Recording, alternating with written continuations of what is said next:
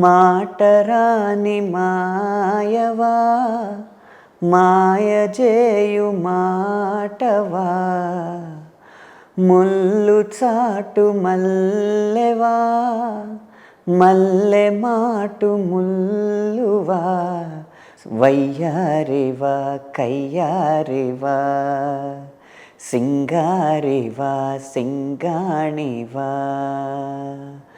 రాయంచవా రాకాసివా లేమంచులో లావానీవా ఓ ఆడపిల్ల నువ్వర్థంగావా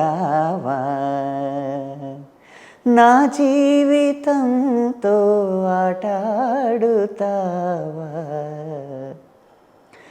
ఏం సందేహం లేదు ఆ అందాల నవ్వే ఈ సందళ్ళు తెచ్చింది ఏం సందేహం లేదు ఆ కందేటి సిగ్గే ఈ తొందరలు ఇచ్చింది ఏం సందేహం లేదు ఆ గంధాల గొంతే ఆనందాలు పెంచింది. వాహ్, అసలు మనమే ఉన్న స్టూడియోలో చాలా పీస్గా చాలా బాగుంది సార్. ఇంకో రెండు ప్లీజ్ మా కోసం. ఇంకో రెండు వేరే రూట్లో వెళ్దాం.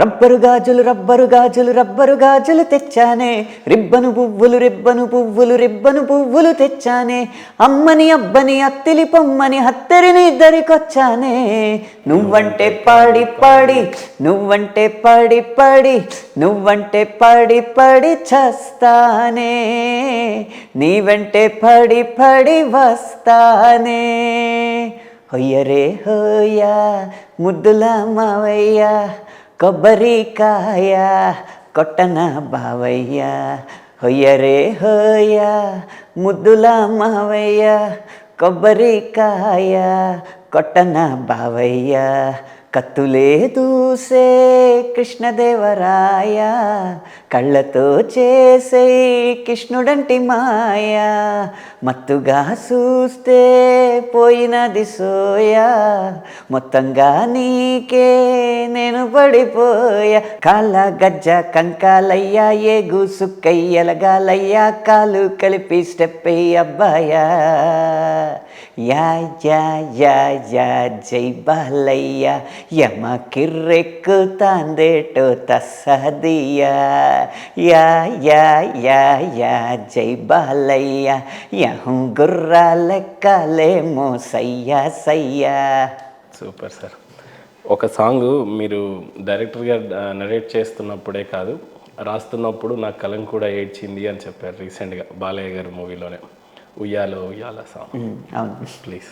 ఉడతా ఉడతా ఉషా ఉష్ సప్పుడు చెయ్యకుర్రి మీ కన్నా మస్తుగా ఉరుకుతుంది మా సిట్టి సిన్నారి సిలక సిలక గప్పు సుప్ గమ్మున కూషోర్రి మీ కన్నా తీయగా వలుకుతుంది మా పొట్టి పొన్నారి ఉరకవే నా తల్లి తుళ్ళి పలకవే నా తల్లి ఉరికి పలికి అలసిపోతే గుండెపై వాలిపోవే జాబిల్లి ఉయ్యాలో ఉయ్యాల నా ఊపిరి నీకు ఉయ్యాల అవుమల్లా అవుమల్లా గీసేతుల్ల నిన్ను మొయ్యాల.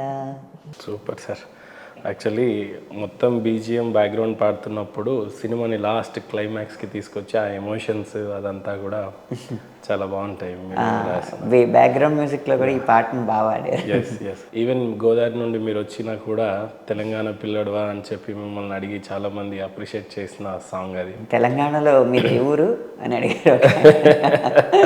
అంటే కష్టంగా అనిపించిందా తెలంగాణ యాస రాయడానికి? మరీ గోదావరి కాబట్టి. లేదు, ఒక రహస్యం ఏంటంటే గోదావరి తెలంగాణ నుంచి ఆంధ్రాలోకి వస్తుంది ఆ నీరు.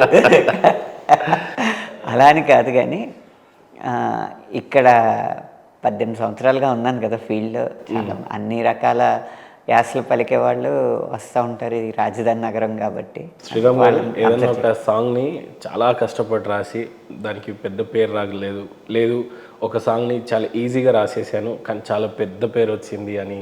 ఇది సీతమ్మ వాకిట్లో సిరిమల చెట్టు టైటిల్ సాంగ్ 20 నిమిషాల్లో అయిపోయింది. ఆ సినిమా మొత్తం రీ రికార్డింగ్ అదే ఉంది. అప్పుడు ఇప్పుడు చాలా పెళ్ళిళ్ళు అదే పెట్టుకుంటూ ఉంటారు. ప్రీ వెడ్డింగ్ షూట్స్ అని ఈ మధ్య ఒక వికృతమైన కల్చర్ ఒకటి వచ్చింది కదా. దాంట్లో పెట్టుకుంటారు. అలా ఈజీగా రాసింది ఒక్కోసారి అలా అయిపోద్ది. నా కెరీర్ మొదట్లో అయితే చాలా కష్టపడి రాసేవాడిని పాటలు. కొన్ని సినిమాలు రిలీజ్ అవ్వక, కొన్ని సినిమాలు హిట్ అవ్వక అలా వెనక్కి వెళ్ళిపోయినవి ఉన్నాయి. కానీ ఈ మధ్య కాలంలో హిట్ అయింది. కానీ నేను చెప్పిన ఓ ఆడపిల్ల నువ్వు అర్థం కావని చాలా మంచి ప్రయత్నం అనమాట ఆ పాట. ఆ పాట హిట్, కానీ నా దృష్టిలో అది సూపర్ హిట్ అవ్వాల్సిన పాట. ప్రయాస ఎక్కువ పడ్డారు కానీ మీరు అనుకున్న స్థాయిలో రాలేదు అని అంటారు. శ్రీరామ్ గారు, బేసిక్గా సినిమా ఇండస్ట్రీ అంటే పాలిటిక్స్ మాట్లాడొద్దు అని అంటారు. నాకు అలా ఏం లేదు. అలా ఏం లేదా?